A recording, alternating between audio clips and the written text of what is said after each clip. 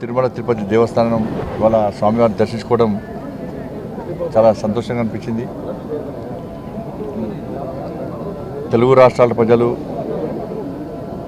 ఈ దేశంలోని ప్రజలంతా సుఖ సంతోషాలతో ఉండాలని చెప్పి, వాళ్ళ కష్టాలన్నీ తొలగిపోవాలని చెప్పి, అదేవిధంగా ఈ దేశాన్ని అభివృద్ధి బాటలో నడిపిస్తూ నిత్యం పేద ప్రజల గురించి ఆలోచిస్తూ ఒక శక్తివంతమైన భారతదేశ నిర్మాణం కోసం తల్లి భారతమాతను విశ్వగురు స్థానంలో ప్రతిష్ఠించాలని చెప్పి ఏకైక లక్ష్యంతో ఒక దృఢ సంకల్పంతో ముందుకొస్తున్న ఆ నరేంద్ర మోడీ గారికి ఆ స్వామివారు ఆశీర్వాదాలు అందించాలని చెప్పి, నరేంద్ర మోడీ గారిని కాపాడాలని చెప్పి, ఈ దేశంలో కాపాడాలని చెప్పి స్వామివారిని వేడుకోవడం జరిగింది. మాలాంటి కార్యకర్తలం అందరం కూడా ఈరోజు ఈ స్థాయికి వచ్చినామంటే ఆ స్వామివారు పెట్టిన భిక్షనే. అలా నిజంగా ఏడుకొండల వారు కేవలం ఏడుకొండలకే పరిమితం కాకుండా ప్రపంచవ్యాప్తంగా వ్యాప్తించినటువంటి దేవదేవాదుడు ఆ శ్రీ వెంకటేశ్వర స్వామి. కాబట్టి అటువంటి స్వామివారిని దర్శించుకోవడం చాలా సంతోషం. ఇక్కడ చూస్తుంటే మనం మన ఇప్పుడు ప్రశాంతమైన వాతావరణం ఉంది. ఒక భక్తియుత ధార్మిక వాతావరణంలో నిర్వహణ కొనసాగుతున్నది. మనం మొన్నటి వరకు చూసినాం. మనం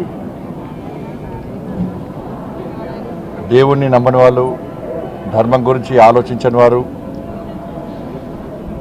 పేరుకు నామాలు పెట్టి స్వామివారి ఆస్తులకు పంగనామాలు పెట్టేటువంటి ఆ నయవంచకులు పోయి నిత్యం వెంకటేశ్వర నామస్మరణతో ఆ స్వామివారికి సేవ చేసేటువంటి సేవకుల రాజ్యం వచ్చింది వాళ్ళు. ఇవాళ రాజకీయ నిరుద్యోగులకు పునరావాస కేంద్రంగా పదవుల కోసం ఇన్ని రోజులుగా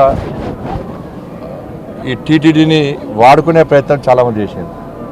నేను చాలా సందర్భాల్లో చెప్పినాను, మేము ఎవరు కూడా ఏ మతానికి వ్యతిరేకం కాదు, ఏ వ్యక్తులకు వ్యతిరేకం కాదు, ఏ మతానికి కించపరిచే వ్యక్తులం కాదు.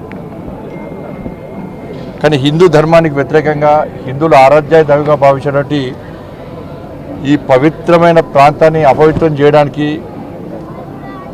వారి ఆస్తిపాస్తులు పెంచుకోవడానికి, శ్రీవారి ఆస్తులను కొల్లదోయడానికి, ఇతర మతస్థులకు అధికారం అప్పచెప్పడం వలన ఇలాంటి అనర్థాలు జరిగిన మనందరికీ తెలిసిందే. అందుకే రెండు కొండలవాడ గోవింద గోవింద అనే వ్యక్తులు వేరు. ఆ అరాచక నయవంచక పాలన పీడ విరగడైంది. వాళ్ళు ఏడుకొండలవాడ వెంకటరమణ గోవింద గోవింద అనేటువంటి సేవకులు గారు వచ్చారు. వాళ్ళు ఏం చేసారు? వాళ్ళు ఇన్ని రోజులుగా స్వామివారికి సేవ చేయడం ముఖ్యం కాదు వాళ్ళకి. నేను నిన్న వచ్చిన సాయంత్రం, నిన్నటి నుంచి వస్తుంటే ఇక్కడ సిబ్బంది కానీ, అనేక మంది భక్తులు కానీ, ఇక్కడ గత పాలకులు, గత కమిటీ నిర్వాహకులు చేసినటువంటి నిర్వాహకం కూడా చెప్తా ఉన్నారు. అక్రమ దందా, లంగదందా, లఫంగదందా, దొంగదందాలు చేసి వాళ్ళ స్వామివారి ఆస్తిని, జాతీయ సంపదను కొల్లగొట్టే ప్రయత్నం చేశారు. వాళ్ళ ఎర్రచందనం,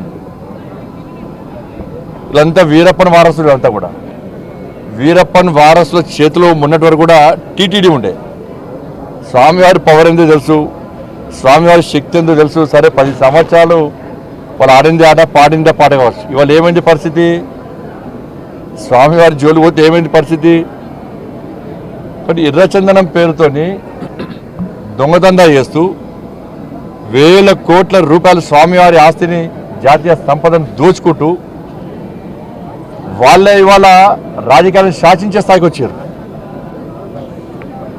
రాజకీయ నాయకులను వాళ్ళ గుప్పిట్లో పెట్టుకొని ఎన్నికల్లో గెలవాలన్నా, ఎన్నికల్లో ఖర్చు పెట్టాలన్నా, పార్టీలు నడవాలన్నా, చివరకు ప్రభుత్వాన్ని కూడా అప్పులు ఇచ్చే స్థాయికి వచ్చినంటే ఇంతకన్నా దుర్మార్గం, ఇంత సిగ్గుచెట్టి కూడా కాదన్న విషయాన్ని మనం గుర్తుంచుకోవాలి. తప్పకుండా దీన్ని వదిలిపెట్టే ప్రసక్తి లేదు. గతంలో విషయంలో చంద్రబాబు నాయుడు గారు మాట్లాడారు, పవన్ కళ్యాణ్ గారు మాట్లాడారు, మా భానుప్రకాష్ గారు, మెస్వాజీ అందరూ కూడా ఈ విషయంలో చాలా సందర్భాల్లో ఫైట్ చేశారు. కానీ వాళ్ళ ఆలోచన ఏంది? ఉన్నన్ని రోజులు ఈ ఎర్రచందనం పేరుతో మొత్తం దోచుకోవాలి, శ్రీవారి సమాధం దోచుకోవాలి, మేము కోటీశ్వరుగా మారాలని చెప్పి ఒక దురాలోచనతో వాళ్ళు ఇన్ని రోజులు ఇక్కడ నిత్యం పాలన కొనసాగించారు. కాబట్టి దాన్ని వదిలిపెట్టే ప్రసక్తి లేదు. పూర్తిగా ఈ విషయాన్ని మా కేంద్ర హోంశాఖ మంత్రులు అమిత్ షా గారి దృష్టికి తీసుకొస్తాం. తప్పకుండా దీన్ని నివేదికలు తెప్పించుకుంటాం. ఎర్రచందనం స్మగ్లింగ్ పేరుతోని స్వామివారి సంపదను, జాతీయ సంపదను ఎవరైతే దోచుకున్నారో, అక్రమ దందా చేశారో ఆ మూర్ఖులను వదిలిపెట్టే ప్రసక్తి లేదు. మా మీద ఏ రాజకీయ ఒత్తిడి ఉండదు. రాజకీయ ఒత్తిడికి భయపడేటువంటి వ్యక్తులం కాదు. మేము ప్రజా సంపదను, శ్రీవారి సంపదను, జాతీయ సంపదను కాపాడే వ్యక్తులం.